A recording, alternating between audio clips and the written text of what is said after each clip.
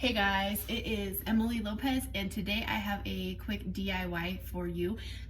So this stove, we switched stoves at Properties and it has a 4-prong cord on it. It goes into a 4-prong outlet. Some houses only have 3-prong connections. So we are going to be replacing the 4-prong outlet with a 3-prong outlet so it can go into the plug we have in the wall. It's much easier to switch this than your outlet. So this is a way that if you buy a stove and it doesn't have a cord and you have to add it, or if you need to switch your cord, this is how you do it. So there's gonna be several screws on the back that you have to take up. They even have instructions that say, it's hard to see here, but it says a 3-wire hookup and a 4-wire hookup. So it tells you how to hook it up with each configuration. But the first thing we have to do is take this back panel off. So your stove may be a little bit different. This one has 1, 2, 3, 4, 5 screws, and then you slide it out. So I'm going to take my screws out real quick with my you can use a screwdriver. A lot of them are like these little hex head things where if you have one of these changeable screwdrivers, or you can get a head for your drill, it will be faster, but you can do this with just a screwdriver if you don't have a drill. Okay, so I have taken all the screws off of the back panel and I'm actually just going to finagle it and lift it out of place, set it to the side. And we can see right here where our screws are connected to the cord. And so you can just go ahead and start disconnecting I'm gonna zoom in just a little bit. Okay, so this is where your cord is coming up. It's coming through down there. And then your cord is connected here, here, here, and then you have your ground because this 4-prong wire has a ground, and then this is where it goes to your stove. So the ones you're going to disconnect from the cord are these 3 and that 4th one there. So again, you can use your screwdriver or your drill, whatever you prefer, to remove the old cord. Or if you don't have a cord yet, then you would just take the screws out and you would just be placing a cord in the place. So I'm going to take these out real quick. Okay, so I have now removed, this was the old cord that I took out. And if you notice the 4-prong cords, everything's colored. So red goes to red, white goes to white, black goes to black, and then green goes to this right here is your ground screw, and green goes to that. Now, when you go to a 3-wire system, the guide right here that I was telling you about, before we were gonna match our colors and go to green. Now, if you notice right here, I just put the screw back on for the ground without that 4th wire because this house is not grounded. That's why it's a 3-prong. And so our 3-wire hookup is just going to have you put your center wire to the center one, your outer wire here, your outer wire here. So we are going to do that because we are a 3-wire hookup. And again, if you have a 4-wire hookup, that would be what you would do, and you would just match them up. You would follow this down here, but this is what we're doing. This is what we removed.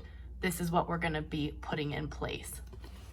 Now, another thing that your new cord is gonna come with is this little piece. Now, there are some that look a little bit different where this is a little bit curved, but basically what this is this is a little pincher that your cord will go through, and we'll take the screws off to fit everything through. But basically what happens is, I'm gonna turn this around so you can see. Basically what happens is when your cord comes up through here, this is metal with a sharp edge. So it wants to protect the edge of your cord, one, so it's not sliding in and out, so it can't get cut on these edges. And so that pincher is gonna hold your cord in place and also protect, like, let me see, the conduit, which is a little bit softer, from when you move your stove in and out from gouging this. This came with those screws through there, just holding it all together. But in order to fit everything together, basically what you're gonna have to do is you take them apart like I did, and then you're gonna be able to, sorry, it's hard to film this, you're gonna fit one of those there, and I can't hold it, but you're gonna take and film at the same time, but you're gonna take your second one and put it through, obviously, this other way.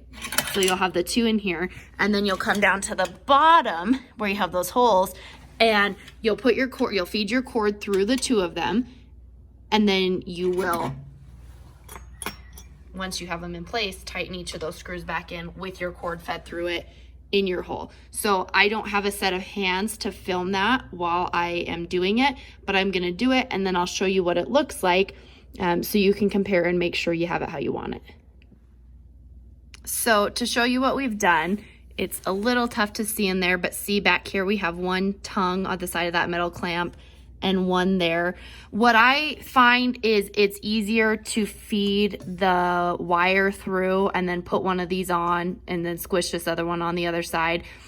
And then what I do, I feed the wire through, I get it the height I want, because you don't want to clamp this down tight and have too much or too little of this, because otherwise then you're going to have to loosen it and that's going to be annoying. So I feed the wire through. We followed our instructions on the back of the oven where the center one comes up. We have an outer one here. We have an outer wire here, and then we don't have a fourth wire, so we have no ground. So I just put that green screw back in like I said. Once I fed it through, I put one clamp on, I squished that other clamp on, and then I went to the bottom and see those screws. Now we have our screws in place and it's holding that nice and snug. So this wire is not going to come loose if you have to pull it out.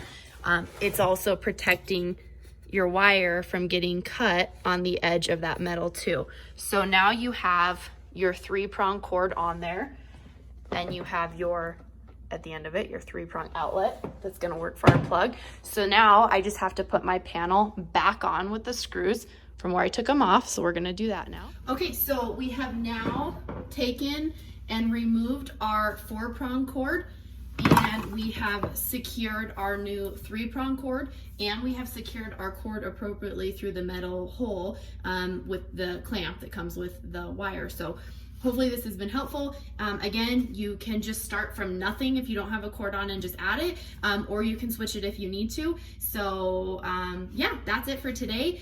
Please go follow me on Instagram. My Instagram is @emily.a.lopez. Follow me on YouTube, like and subscribe. Let me know what DIY videos you want to see next. And yeah, keep DIYing, guys. There's a lot of stuff you can do yourself and save money. So please like, follow, subscribe. I greatly appreciate it, and have a super awesome day. Bye.